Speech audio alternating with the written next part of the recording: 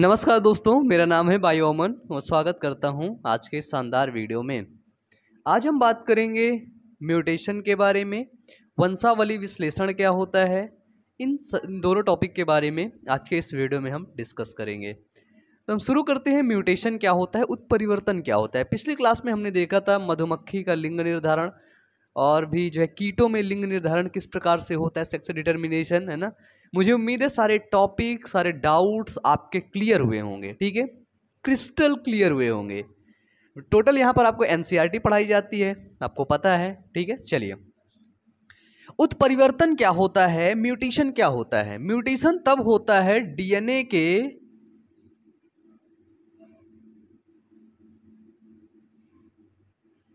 क्षारों के अनुक्रमों में बदलाव, ठीक है। डीएनए के क्षारों के अनुक्रमों में बदलाव जो होता है उसके द्वारा ही म्यूटेशन की क्रिया होती है, उत्परिवर्तन की क्रिया होती है, ठीक है। अब उत्परिवर्तन को पढ़ने से पहले, ठीक है, हमको जानना होगा कि डीएनए क्या होता है, उसका क्षार क्या होता है, ठीक है। तो चलिए सबसे पहले हम देखते हैं, सबसे पहले हम पढ़ते हैं उत्परिवर्तन जो है ये किस में होता है, डीएनए में होता है। डीएनए में क्या होती है, आनुवांशिक सूचनाएं निहित रहती हैं, ठीक है। क्या रहती हैं, आनुवांशिक सूचनाएं रहती हैं, ठीक है। ये रहता कहाँ पे है, तो ये हमारी एक कोशिका है, देखते हैं ये कोशिका है, ये कोशिका का केंद्रक है। अब इसी केंद्रक के अंदर क्रोमैटिन पदार्थ भरा हुआ है जिसको हम बोलते हैं जेनेटिक मटेरियल होता है।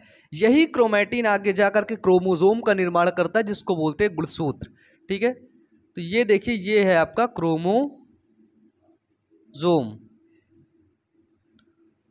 ये देखिए। अब इसी क्रोमोसोम में क्या होता है, डीएनए जो होता है वो कुंडलित रहता है आपका, ये देखिए। इसी क्रोमोसोम में क्या होता है, डीएनए कुंडलित रहता है,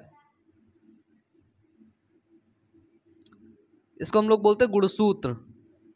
इसमें डीएनए बिल्कुल कुंडलित होकर के डीएनए इसमें भरा रहता है।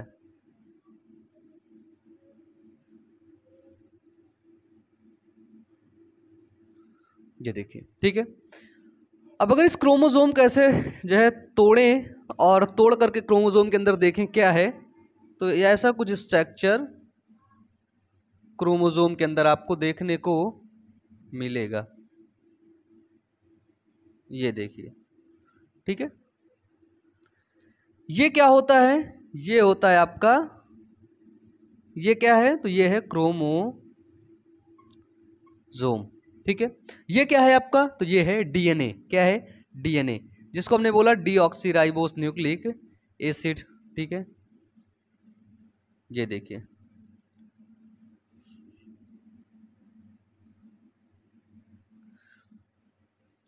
अब अगर देखें कि जो डीएनए होता है किससे मिलकर के बना होता है, डीएनए, ठीक है।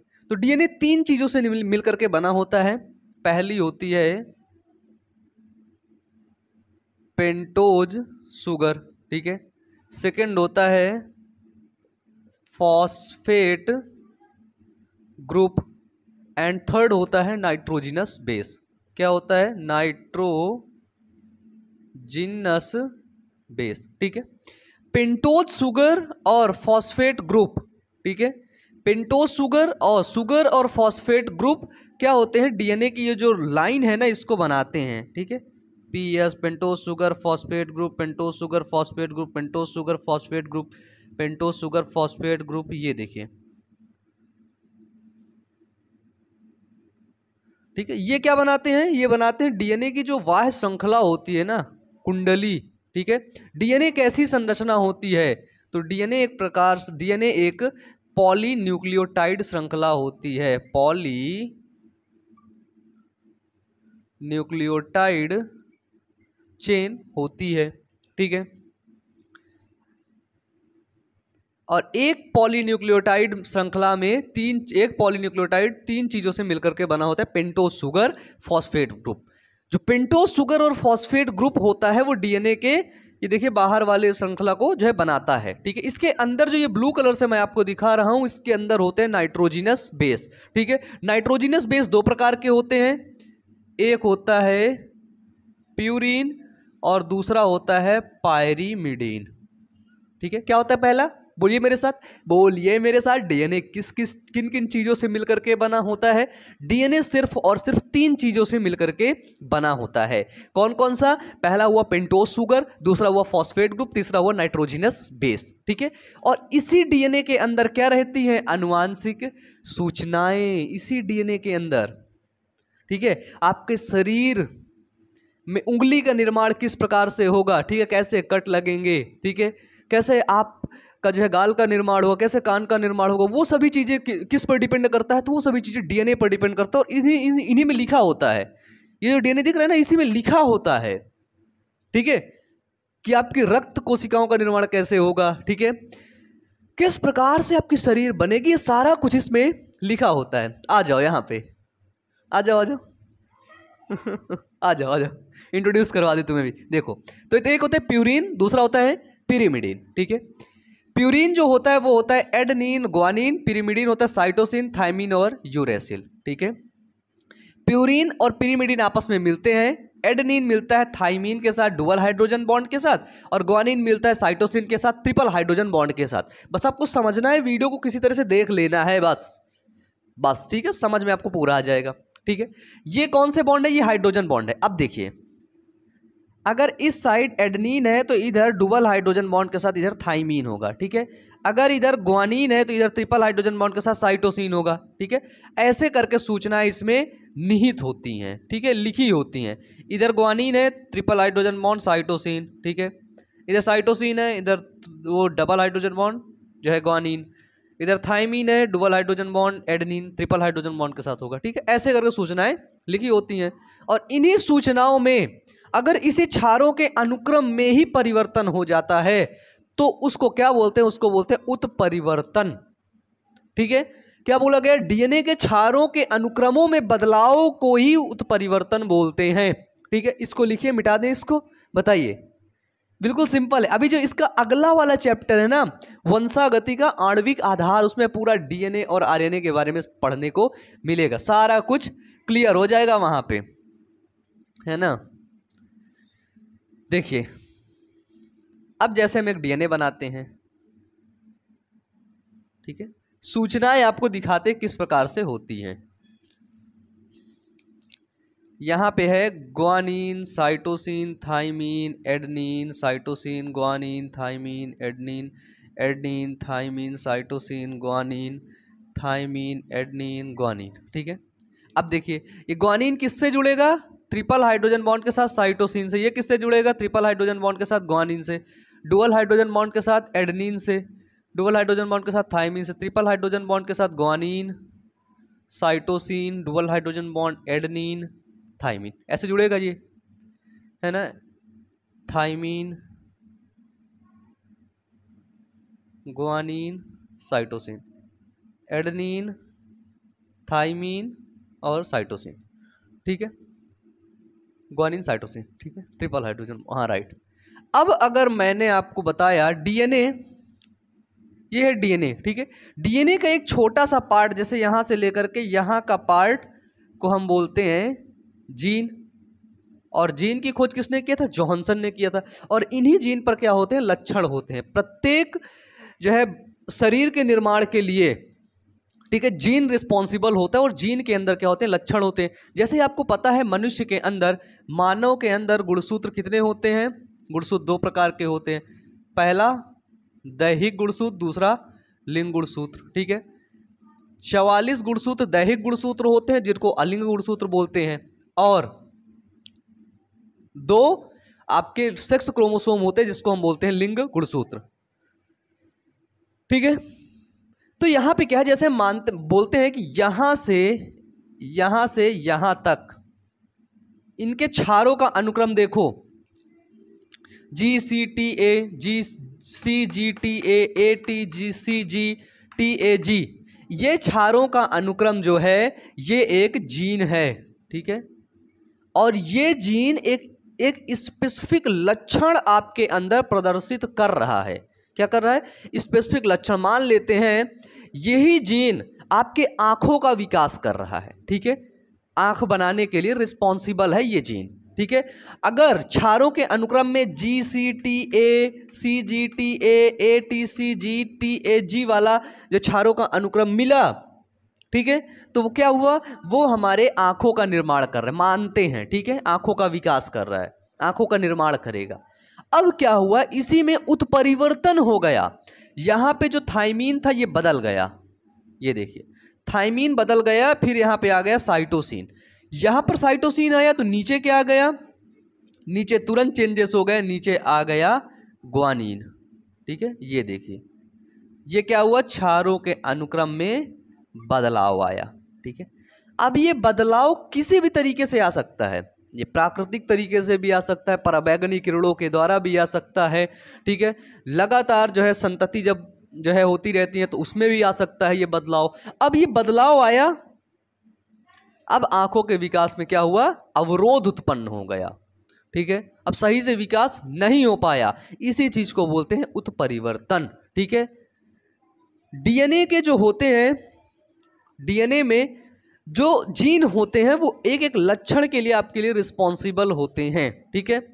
आपके कैसे लक्षण होंगे, आपके बालों का कलर कैसा होगा, आपके स्किन त्वचा का कलर कैसा होगा, वो सारा कुछ कौन डिपेंड करता है, वो सारा कुछ कौन करता है, वो करता है जीन, ठीक है। और जीन पर एक विशेष क्या होते हैं, अनुक्रम होते हैं, ठीक है, और उसी अनुक्रम के तहत वो काम करता है। अगर इसी अनुक्रम में थोड़ा सा भी, एक छोटा सा भी बदलाव आया ना, तो यकीन मानो पूरे बॉडी के स्ट्रक्चर में वो भाग जहां पे काम कर रहा होगा उस पर पूरा इफेक्ट डालेगा, पूरी तरीके से उसको जो है खराब करेगा। जैसे आप देखते हैं कभी कभी क्या होते हैं, कुछ बच्चे होते हैं जिनको आनुवांशिक बीमारी हो जाती है, ठीक है, या फिर वो बहुत काले हो जाते हैं, या फिर वो क्या होता है उनका हाथ नहीं रहता, हाथ टूट जाता है, क्या उनके 6 उंगलियां आ जाती हैं।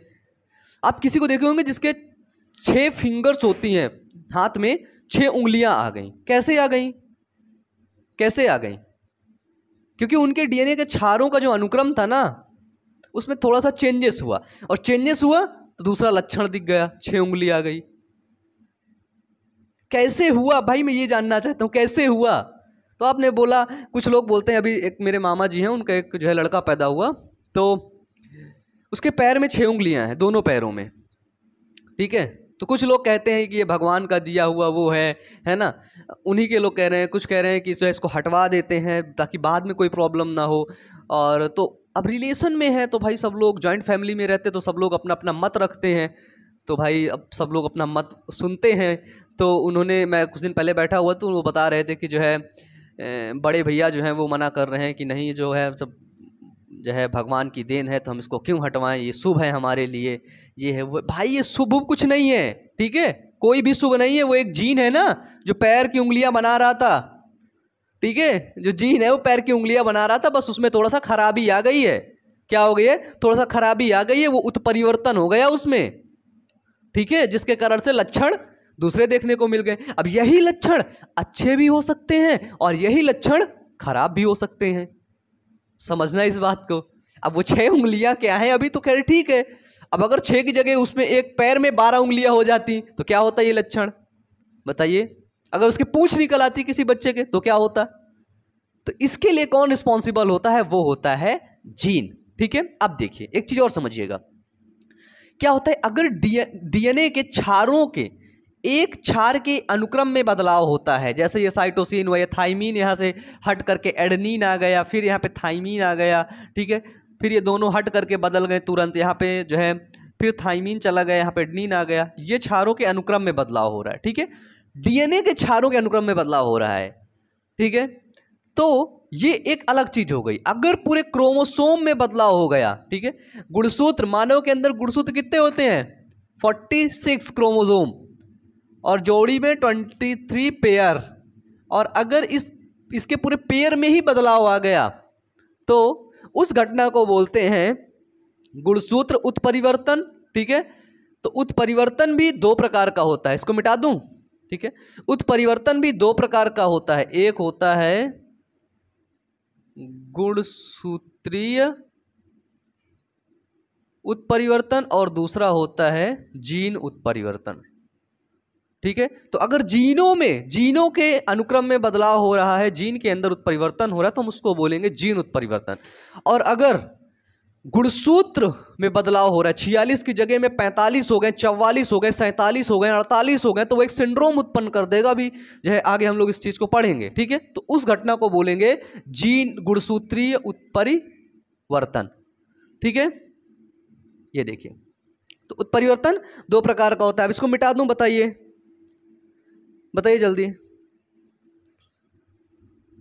चलिए देखिए, खाली उत्परिवर्तन को समझाने के लिए आपको क्या क्या समझाना पड़ा, है ना। अभी नेक्स्ट क्लास में आपकी जो वो क्लास होगी ना, क्या बोलते हैं, वंशागति का आणविक आधार, उसमें सब ये पूरा डीएनए के क्षारों का अनुक्रम के बारे में सब पढ़ाया जाएगा। ठीक है, डीएनए के अनुक्रम में बदलाव ही क्या होता है, उत्परिवर्तन कहलाता है। ठीक है, अब इसके अनुक्रम में बदलाव होगा, उसके परिणाम स्वरूप क्या देखने को मिलेगा, परिणाम स्वरूप जीवों के जीनोटाइप और फिनोटाइप में परिवर्तन हो जाता है। ठीक है, परिणाम स्वरूप जीवों के, सही बात है, जीवों के जीनोटाइप और फिनोटाइप में परिवर्तन हो जाता है। ठीक है, अब अगर डीएनए के क्षारों के अनुक्रमों में कुछ बदलाव होगा तो जाहिर सी बात है जीव का जो जीनोटाइप होगा और जीव का जो फिनोटाइप होगा उसमें परिवर्तन होगा। ठीक है, और इसी के द्वारा जीवों डीएनए में विविधता भी होती है। ठीक है, अब डीएनए क्या हुआ, धीरे धीरे बदला। पहले क्या थी, पहले पूंछ हुआ करती थी, फिर डीएनए में धीरे धीरे धीरे उत्परिवर्तन हुआ, म्यूटेशन हुआ हुआ हुआ हुआ पूंछ गायब हो गई, है ना। ये हमारे लिए प्लस पॉइंट था। नहीं तो भाई अगर पूंछ होती तो सोचो बढ़िया, पूंछ के लिए एक अलग कपड़ा बना होता उसको ढकने के लिए, है ना। पूंछ को साफ करने के लिए कोई अलग क्रीम पाउडर अलग कंघी लगती, है ना। अभी हमारे लिए फायदा भी हुआ। तो जो उत्परिवर्तन होता है वो दोनों तरीके से भी हो सकता है। इसके कारण क्या होता है, इसके कारण ही डीएनए में विविधता होती है उत्परिवर्तन से। ठीक है, जैसे आपने पिछली क्लास में पढ़ा है पुनर्योजन। ठीक है, पुनर्योजन से और उत्परिवर्तन से, दोनों से ही क्या होता है, डीएनए में विविधता होती है। ठीक है, वेरिएशन होता है। अगर ये कई बार उत्परिवर्तन होता रहे, पीढ़ी दर पीढ़ी होता रहे, क्या होगा, बहुत आगे वाली पीढ़ियों के जाने के बाद, है ना, क्या होगा, उत्परिवर्तन होगा तो नया लक्षण विकसित हो जाएगा। ठीक है, क्या होगा, नया लक्षण विकसित हो जाएगा। अब अच्छा एक चीज और समझते हैं कि ये जो उत्परिवर्तन करते हैं, ठीक है, उत्परिवर्तन कैसे हुआ, कोई ना कोई किया होगा ना। बताइए बताइए, आप अगर रास्ते से जा रहे हैं, कोई व्यक्ति आकर के आपको मारा, तो वो क्यों मारा, आपने कुछ किया होगा ना, है, आपने उसको गाली बका होगा या उसकी तरफ कुछ पानी गिरा दिया होगा या कुछ और कर दिया होगा, कोई गलत हरकत की होगी, तभी तो आपको पीटा। ऐसा थोड़ी ना पीटा। क्या उत्परिवर्तन कैसे हुआ, ठीक है, कौन किया उत्परिवर्तन। ठीक है, जो उत्परिवर्तन करता है उसको बोलते हैं उत्परिवर्तन, उत्परिवर्तजन। ठीक है, क्या बोलते हैं, उत्परिवर्तजन। ठीक है, इसको इंग्लिश में बोलते हैं म्यूटाजेन। म्यूटाजेन होते हैं जो क्या करते हैं, उत्परिवर्तन करते हैं। ठीक है, इन्हीं के द्वारा ही होता है। जैसे आपके एक जो है उसमें है जीन म्यूटेशन का एक है आपका पॉइंट म्यूटेशन। पॉइंट म्यूटेशन आपके एनसीईआरटी में ये एग्जाम्पल है। पॉइंट म्यूटेशन क्या होता है, एकल क्षार युग्मक में परिवर्तन। ठीक है, क्या होता है, डीएनए के एकल क्षार युग्मक में परिवर्तन। ठीक है, पॉइंट म्यूटेशन का एक बहुत अच्छा सा एग्जाम्पल है जो है सिकल सेल एनीमिया। ठीक है, क्या है, सिकल सेल एनीमिया जो है, सिकल, ठीक है, सिकल सेल एनीमिया जो है वो पॉइंट म्यूटेशन का एक एग्जाम्पल है। सिकल सेल एनीमिया में बेसिकली होता क्या है, इस चीज को समझिएगा। हीमोग्लोबिन जो होती है, अगर देखा जाए नॉर्मल हीमोग्लोबिन के बनने के लिए जो डीएनए के क्षारों का अनुक्रम है वो GAG होना चाहिए। ठीक है, क्या होना चाहिए? GAG होना चाहिए। अब अगर GAG डीएनए के क्षार का अनुक्रम होगा GAG, ठीक है, तो इस साइड क्या होगा बताओ? इस साइड क्या होगा? साइटोसिन, ग्वानिन से क्या जुड़ेगा? Cytosine, thymine, cytosine.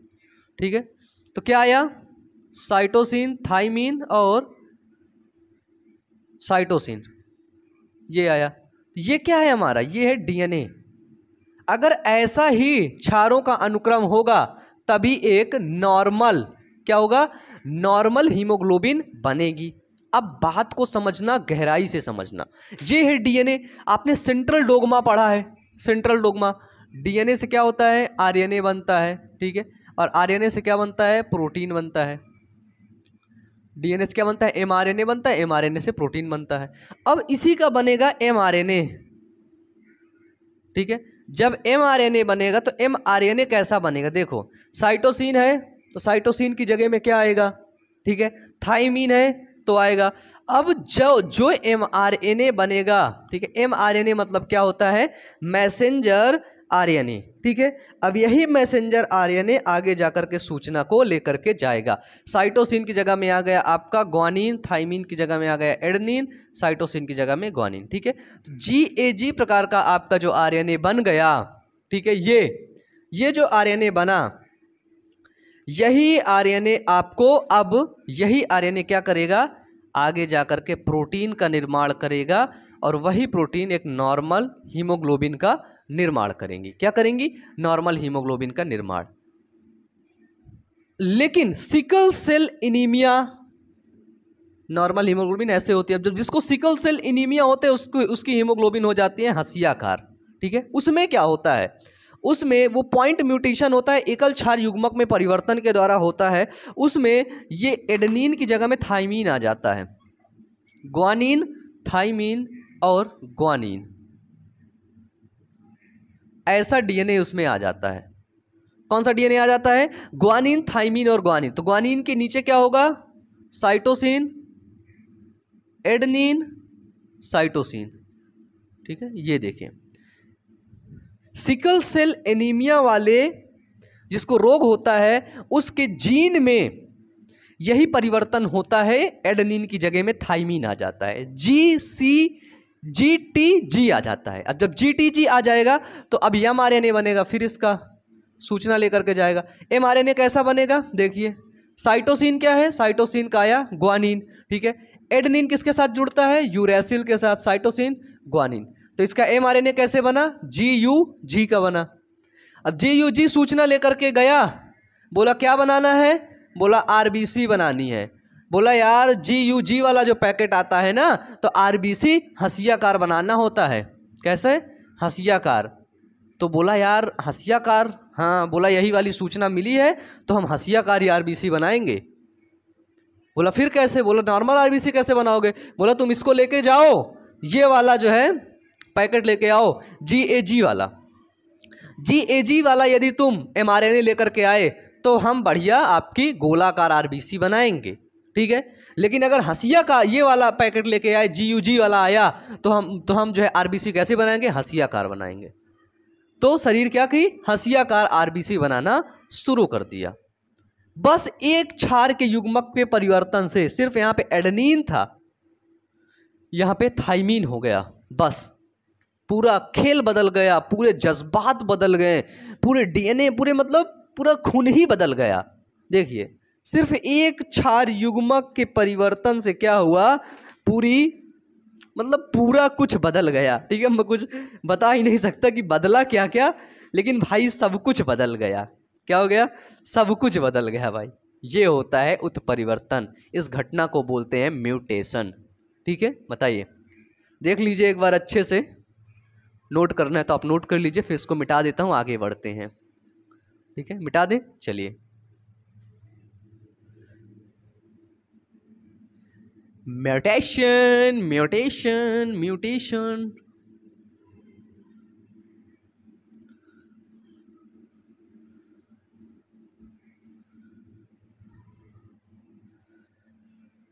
अब पढ़ेंगे जेनेटिक डिसऑर्डर, अनुवांशिक विकार।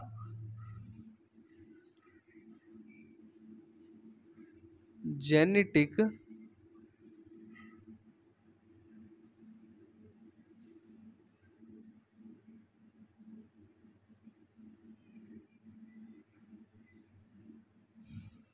जेनेटिक डिसऑर्डर यानी कि अनुवांशिकी विकार।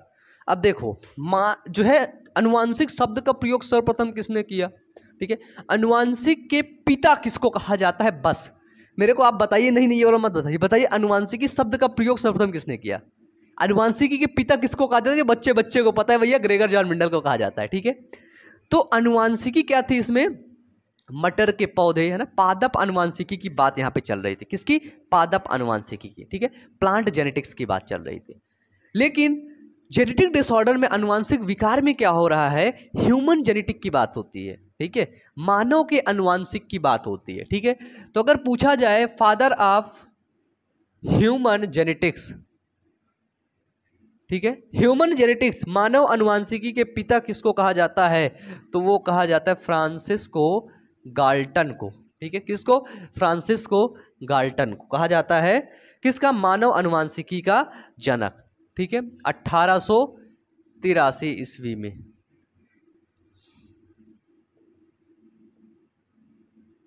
अनुवांशिकी। ठीक है, इसमें होता क्या है? मानव अनुवांशिकी में क्या किया जाता है कि मानव में लक्षणों की वंशागति का अध्ययन किया जाता है। ठीक है, मानव में लक्षणों की वंशागति का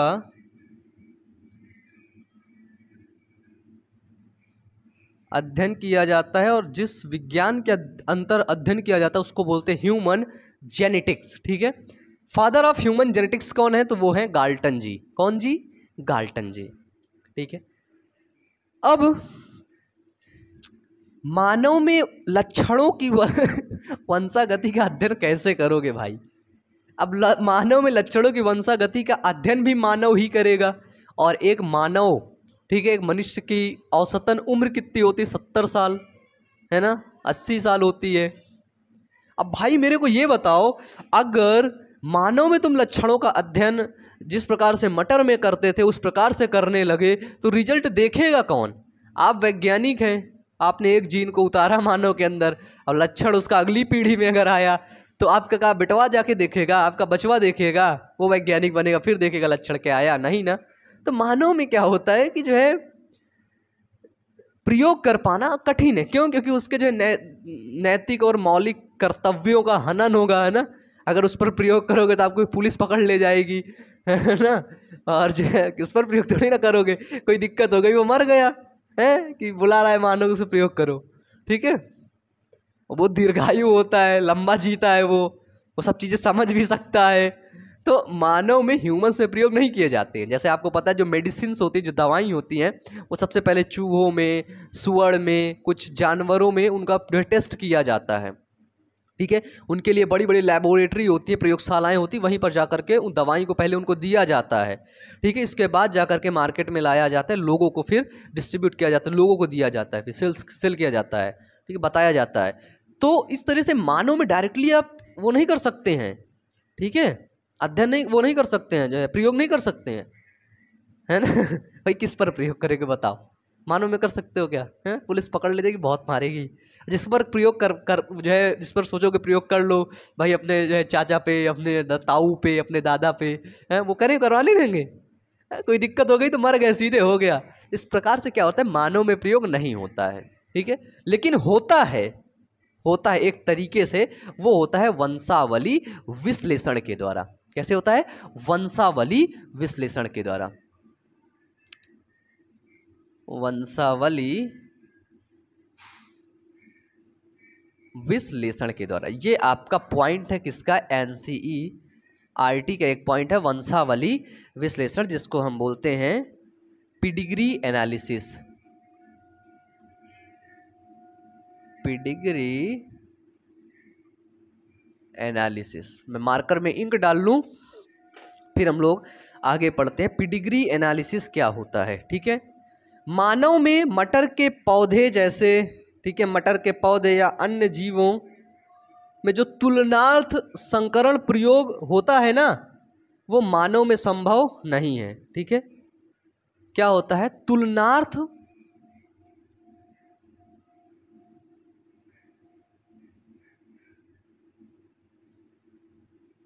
तुलनार्थ संकरण प्रयोग मानव में संभव नहीं है। सबसे पहले ये समझ लीजिए, क्यों नहीं संभव है? क्योंकि उसके मौलिक कर्तव्यों का हनन होगा, सरकार इस पर आपको इजाजत नहीं देगी। ठीक है, और वो मानव करवाना भी नहीं चाहेगा। ठीक है,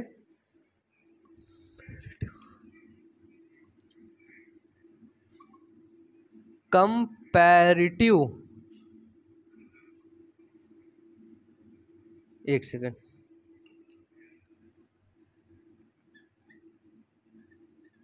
हाइब्रिडाइजेशन।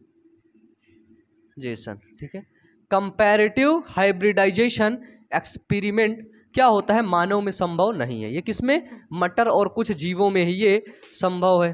ठीक है, अब ये वंशावली विश्लेषण के अंदर होता क्या है? मैं इससे पहले पानी पी लूं, ठीक है, फिर आगे बढ़ते हैं।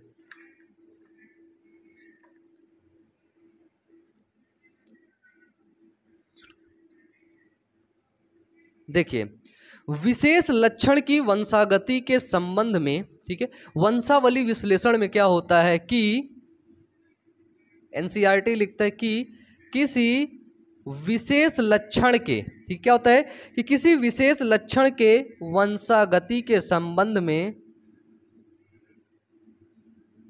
वंशागति के संबंध में वंश के इतिहास का अध्ययन करना। वंश के इतिहास का अध्ययन किसके अंदर किया जाता है? वो किया जाता है वंशावली विश्लेषण के अध्ययन। ठीक है, कई पीढ़ियों के लक्षणों के विश्लेषण को, या बोल सकते हैं इसमें कि कई पीढ़ियों के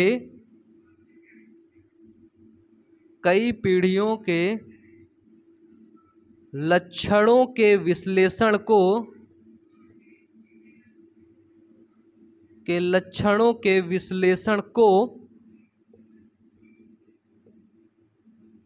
वंशावली विश्लेषण कहते हैं। ठीक है, कई पीढ़ियों के लक्षणों के विश्लेषण, कई पीढ़ी, जैसे यदि आप पर कोई प्रयोग होगा, जैसे आप पर नहीं, किसी और पर, गुड्डू पर मान लेते, गुड्डू पर जैसे कोई अनुवांशिक बीमारी है, जेनेटिक डिजीज है, ठीक है, तो फिर क्या होगा? उसके बाप दादा को, उसके पहले माता और पिता है ना, माँ और बाप को देखा जाएगा, क्या उनके अंदर तो नहीं है, उनके अंदर कुछ हुआ नहीं हुआ, फिर उसके दादा वाले लक्षणों को देखा जाएगा, उसके अंदर क्या हुआ था, है ना। तो इस तरह क्या होता है कि कई पीढ़ियों के लक्षणों का विश्लेषण होता है। ठीक है, जैसे गुड्डू का देख लिया, तो गुड्डू को देख करके बता दिया कि बेटा देख, तेरे को है, तेरे पापा को नहीं है, इसका मतलब ये है तेरे दादा को था, अब तेरे बच्चे को होगा। अगर लड़की पैदा हुई तो चांसेस है कि होगा, और लड़का पैदा हुआ तो चांसेस है कि नहीं होगा। ये हम बता सकते हैं। ठीक है, ये हमारे लिए उपयोगी है, यूजफुल है। तो यही जो होता है किसके अंदर? वंशावली विश्लेषण के अंदर। जैसे कुछ आपके रोग हैं, उदाहरण जैसे हो गया आपका रंजकहीनता हो गया, ठीक है, रंजकहीनता हो गया, वर्णांधता हो गया, हीमोफीलिया हो गया। ठीक है, तो ये सभी रोगों के द्वारा क्या हुआ? तो ये सभी जो रोग हैं, इन रोगों का पता आपके जो है लगाया जा सकता है, किसके द्वारा? वंशावली विश्लेषण यानी कि पेडिग्री एनालिसिस के द्वारा इन रोगों का पता लगाया जा सकता है। ठीक है, इसमें क्या होता है? इसमें एक फैमिली ट्री बनता है, पेडिग्री चार्ट बनता है, किसको क्या बोलते हैं? इसको बोलते हैं फैमिली ट्री। ठीक है, जिसको बोलते हैं वंश वृक्ष बनता है। और उस वंश वृक्ष बनने के लिए कुछ संकेत हैं, उनको पढ़ना जरूरी है। ठीक है, उनको समझना जरूरी है। ठीक है, वंश वृक्ष क्या होता है कि किसी विशेष लक्षण का पीढ़ी दर पीढ़ी विश्लेषण ही वंश वृक्ष कहलाता है। ठीक है, क्या होता है कि किसी विशेष लक्षण का पीढ़ी दर पीढ़ी विश्लेषण ही वंश वृक्ष कहलाता है। इसमें हम एक चीज और ऐड करेंगे कि किसी विशेष लक्षण का पीढ़ी दर पीढ़ी चार्ट के रूप में विश्लेषण ही वंश वृक्ष कहलाता है। चार्ट के रूप में बनता है। तो उससे पहले हम कुछ संकेत को देखेंगे, फिर हम समझेंगे। ठीक है, वंश वृक्ष क्या होता है कि जैसे इसमें बताया गया कि माता को किस तरह से डिनोट करते हैं। इससे क्या होता है, इससे आपके नीट के अंदर क्वेश्चन पूछे जाते हैं। ठीक है, नीट के अंदर तो आपके लिए कितना इंपॉर्टेंट है आप खुद ही समझ सकते हैं। मिटा दें इसको, बताइए, मिटा दें। चलिए,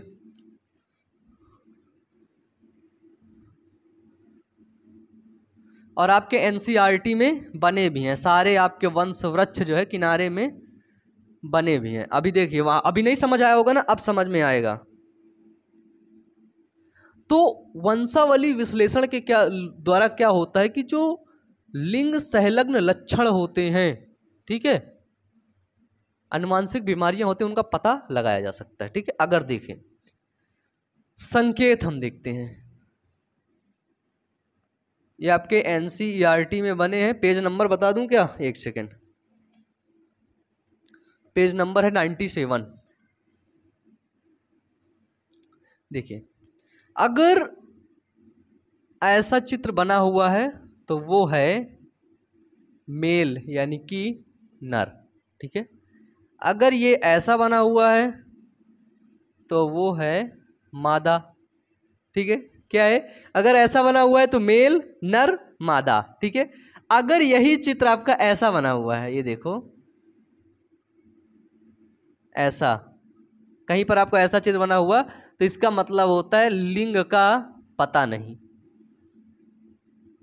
नर या मादा तो है लेकिन उसके लिंग का पता नहीं है, ऐसा बना हुआ। ठीक है, अब देखिए, अगर ये बना है, इसमें कलर फिल है, ये देखिए, फिर ये बना है, नर है, ये मादा है, इसमें कलर फिल है, और आपका ये बना है,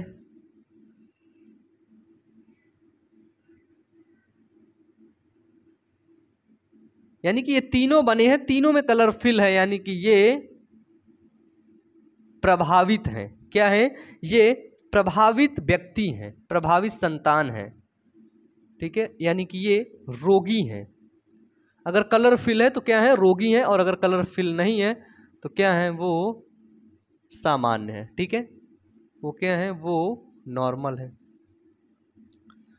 ठीक है, बताइए अब क्या हुआ। देखिए, ये क्या, किसका जो चित्र है, नर का। किसका है, नर का।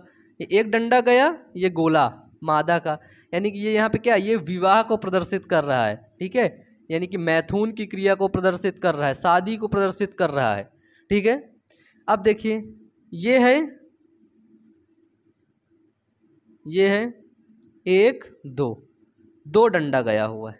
क्या गया हुआ है, 2 डंडा गया हुआ है। समझो, ये मेल है, ये फीमेल है, मेल और फीमेल के बीच में 2 जो है बॉन्ड से जुड़ा हुआ है, यानी कि क्या हो रहा है, रिश्तेदारों के बीच मैथुन हो रहा है। ठीक है, रिश्तेदारों के बीच मैथुन। जैसे क्या होता है कि कुछ लोगों में क्या होता है कि जो जिनके ब्लड रिलेशन होते हैं, ठीक है, ब्लड रिलेशन, ठीक है, जिनके खून के रिश्ते होते हैं, खून के रिश्ते, उन्हीं के बीच में आपस में शादियां हो जाती हैं। तो क्या हुआ, रिश्तेदारों के बीच जो है क्या हुआ, मैथुन की क्रिया हुई, इससे क्या होता है, अगर ब्लड रिलेशंस में जो शादियां होती हैं उसमें क्या होता है, रोग फैलने के चांसेस क्या रहते हैं, हाई रहते हैं। ठीक है, उससे म्यूटेशन नहीं होता, उत्परिवर्तन नहीं होता है। ठीक है, तो ये चीज़ हुआ आपका रिश्तेदारों के बीच मैथुन। ये दोनों चीज़ आपको किसको जो है दिखा रही, प्रदर्शित कर रही है, वो प्रदर्शित कर रही है विवाह को। किसको, विवाह को वो प्रदर्शित कर रही है। ठीक है, इसके बाद यदि हम देखें कि एक आपका जो है ये पिता है, ये माता है। ठीक है, फिर ये माता पिता के बच्चे हुए 4 बच्चे, 2 बेटियां हुई, 2 बेटे हुए। ठीक है, ये किसको प्रदर्शित कर रहा है, ठीक है, ये किसको प्रदर्शित कर रहा है, तो ये प्रदर्शित कर रहा है आपका, ये ऊपर जनक हैं, wait wait wait, only 10 minutes. ठीक है, ये ऊपर वाले क्या हैं, तो ये है जनक, और ये क्या है, तो ये है संतान। ठीक है, ये क्या है, जनक, ये संतान। ये क्या है आपका, जनक में ये है मेल, माता पिता, ये उसके बच्चे। ठीक है, ये चीज आपको दिखा दिया। अगर इसमें देखिए ये और आपका ऐसे उस तरह भी बन सकता है, ये और ये। ठीक है, अब इनका एक बच्चा पैदा हुआ, उसमें कलर फील्ड है, ये देखिए कलर फील्ड है, तो आप इससे क्या पहचानेंगे, ये जनक है।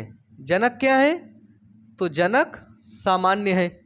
ठीक है, लेकिन इसकी जो संतान है वो क्या है, क्या है बताइए, जनक तो सामान्य है लेकिन संतान क्या है, रोगी है। संतान भी क्या है, कौन सी संतान है, तो वो है आपकी मादा। ठीक है, ये संकेत है।